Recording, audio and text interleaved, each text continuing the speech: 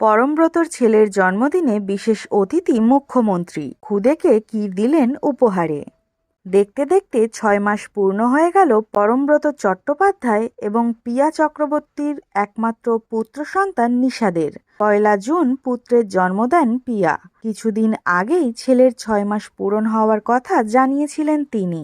২২শে December সোমবার মহা ধুমধামে অন্নপ্রাশন পালিত হল খুদের।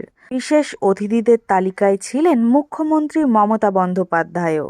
পরমব্রতর আমন্ত্রণে এসেছিলেন মুখ্যমন্ত্রী। এদিন টালিগঞ্জ ক্লাবে আয়োজিত হয়েছিল নিশাদের অন্নপ্রাশন। উপস্থিত ছিলেন টলিপাড়ার তাবড় তারকারা।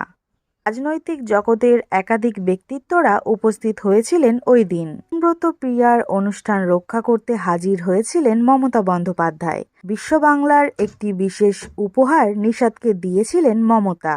এদিন গোলাপি পোশাকে সেজেছিলেন পরমব্রত এবং পিয়া।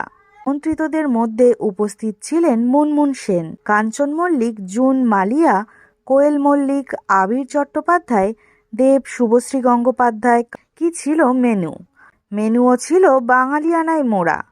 ভাত, মুগ ডাল, পোলাও, ফুলকপির রোস্ট, দই মাছ, মাটন, নকুলের মিষ্টি, সন্দেশ, চমচম নিয়েছিল এলাহি আয়োজন। ২০২৬-এর জন্য ছেলেকে নিয়ে অনেক প্ল্যানিং রয়েছে বলে জানিয়েছিলেন পিয়া।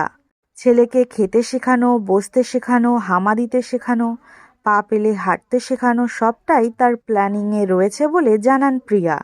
তো বন্ধুরা, পরমব্রত সম্পর্কে আরও নতুন আপডেট পেতে অবশ্যই সাবস্ক্রাইব করুন আমাদের চ্যানেলটিকে।